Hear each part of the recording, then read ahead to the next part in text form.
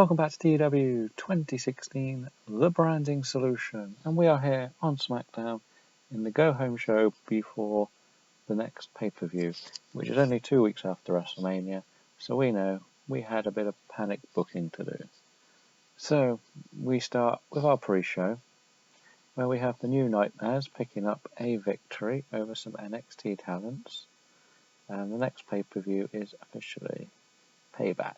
We'll look at the complete card at the end of the show. It's not my favourite show, and I probably will have to add more matches to fill time. I gave Natalya a victory over Mary Dobson. The main reason is I just want Natalya to have full momentum going into her title match. She's not going to have the best title match, but she's going to be with Sasha, who's apparently the second best on this game. So thanks to some mistakes, shall we say, on the editing, but you needed to do that to have the women have a show that can compete with the men's. So yeah, I'm ready to see if she's ready for this sort of match. We then gave the Psycho Ward a victory. They both kind of did it. Just borrowing some more NXT talents. Alicia Fox did need a bit of momentum swing, so this was solely for that. The SAS pick up a victory. They are usually my jobbing tag team, so I needed to get them back some momentum. Then we gave Aaliyah a much needed victory if I am ever going to push her as a heel. And 3 of Natalya's rookies, shall we say, Nana, Ludaka and Erin, pick up a nice important victory. We can see they're improving. They're not fantastic, but the idea is she gets she's got 6 young superstars in the making that she's going to try and carry.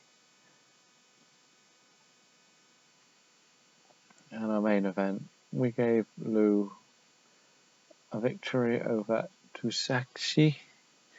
I shouldn't only hire people I can pronounce. I think that might be a new trick. And this is another one of Natalya's crew. She has a language barrier problem because I don't think she speaks English. But according to this, there was actually no negatives for that. So I'm happy with that. And I've made Lana her manager to help with the language barrier. I felt like could help. Not sure why I did that. I think that was a plan, but I've forgotten it. We start the show. Right. This was an interesting one. I did this as Sasha comes out and says, I got to face Natalya. Seriously, you want me to beat Natalya again? And Natalya comes out with her recruits of young talent who are never anywhere near over. It's as simple as that. They're nowhere near over. And she just says, you're so tough, Sasha. You think you can beat me? Well, let's see how good you are. You can face one of my rookies tonight. And that match is next. Now, this got awful because of who was in there. As we can see, low morale because she injured somebody. We got poor. I don't get that. Never mind. It's always going to be poor, but it was a risk I was willing to take because I'm hoping it could have increased the popularity of all 6 slightly. And in the first match, Sasha Banks beats Tess Blanchard. We knew we were always going to give Sasha the victory here. And it's a short match, but a 71. That's not terrible. Sasha was holding back, and they don't like her, the crowd. Great. And we get another video airing the New Nightmares. We're really trying to push them to the next level, as we say every show. We then have a tag team 4 versus 4 match, where the Forgotten Generation and Heartbreak Express beat Bad and Beautiful and Technically Flawless, and Billie Kay defeated Ruby Riott. I went with that for the victory solely because we got our tag team rematch between them and them. And I got to look at new contenders, so Heartbreak Express, technically flawless. A few other people could be used. But afterwards, Christina Von Ehry and Katrina Lee decided to cut a promo on the Forgotten Generation, telling them that you may be the Forgotten Generation, but we will be your nightmares. So they want to send a message. And it's all like, if you win those titles, they'll be ours. If you don't, we'll erase you from the memories. So I'm trying to do something sort of haunting. They're meant to be more gothic-y. Yeah, it's not the greatest of promo ideas, but I have to look at new directions for some of the tag teams, because this is the last time Forgotten Generation will face Bad and Beautiful for a minimum of 6 months, because I cannot continue to make this happen. It's just too much rinse repeat. So we then jump into a small singles match where Evie defeats Cameron. It's a simple match for Evie to get the win. Bayley comes out. She cuts a promo about how she needs to start to look in a new direction. She needs to start to build her way back up the card. She's going to start that tonight.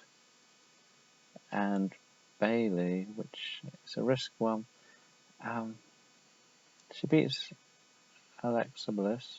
No, Alexa Bliss defeated Bayley on this one, thanks to Nia Jax running and attacking Bayley.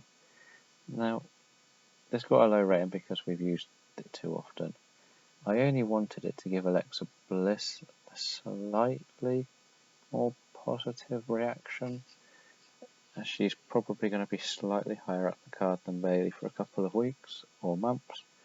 I want to try and pull Bayley right out of the title picture and help her, use her to move the next couple of people up the card a little bit more. Even if Bayley will win rivalries, she might lose some, she might win some. I haven't fully decided, but I need to give her a chance to work with other people. A story of losing out on the title, that's been told. She needs to do the whole thing where she needs to rebuild herself. And then Nia Jax picks Bayley up and puts her through a table. She's had enough of this Bayley storyline and cuts a promo telling Bayley that at Payback, me, you, one-on-one, I will destroy you. So we're going to have Nia Jax Bayley. Simple as that. And we have a nice little tag team match with Lovely Bates and Ember Moon defeating Carmella and Summer Rae. And Summer Rae was pinned by Ember Moon, so it keeps Carmella strong as well.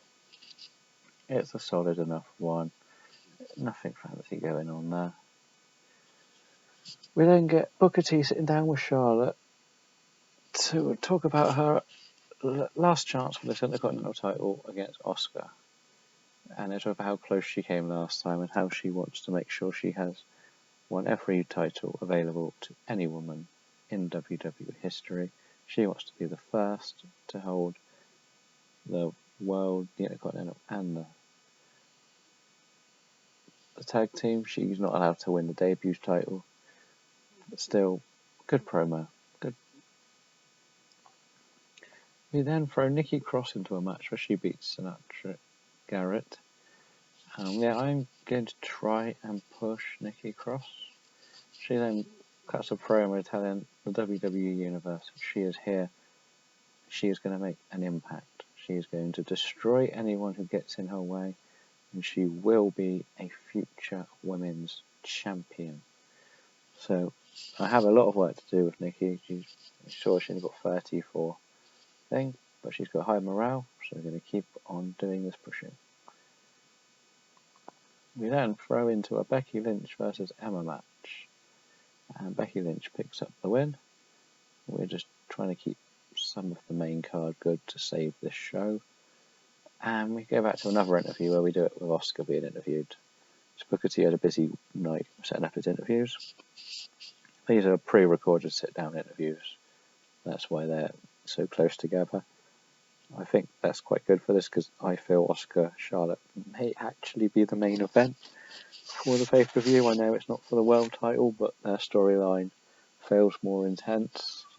It's honestly the last meeting, I think, unless I decide. Well, it depends really. It depends what the match looks like.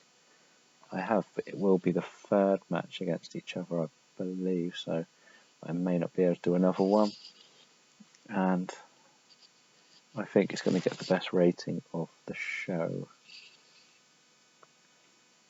Now we throw in another small match where Kaylee Ray defeated Alexa Nicole. It's a simple match. And Natalia is backstage with her group. I'll just continuing saying that you watched tonight. You've seen what we can do. You've seen what Sasha can do. You've seen what the roster can do. Soon you will get your chance against the rest of them. So yeah, we're going to continue doing this. And I know the ratings aren't going to get the greatest of reactions.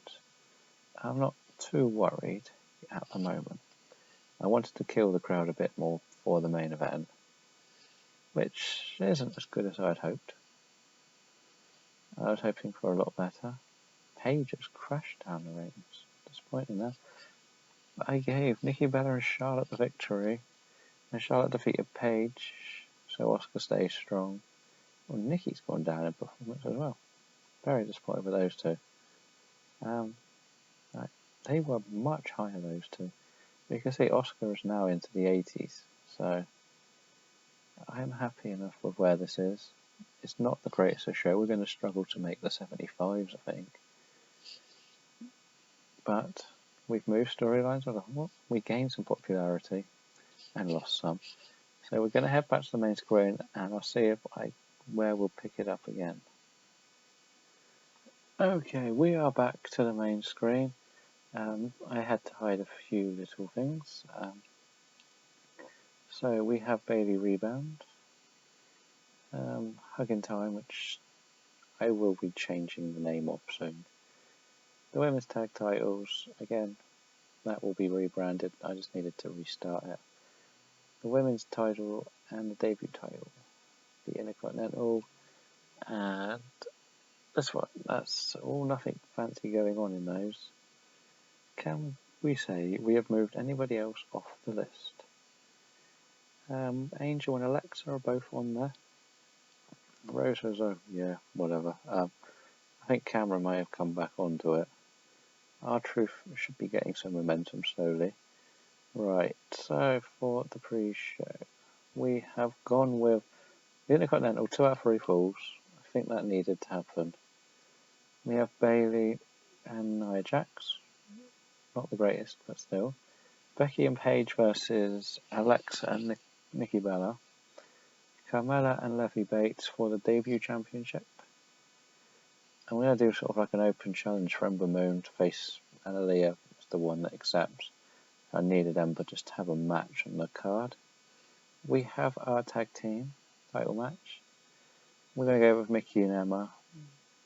Just a bit of a throwaway. Sasha versus Natalia. And we're going to have these 4 face each other. The winner will face the winner of the tag team titles at the next pay-per-view, which is way down there, Extreme Rules. As you can see, we've got a nice couple of months. Money Bank is in June, so we have Extreme Rules. So we're happy with where we are.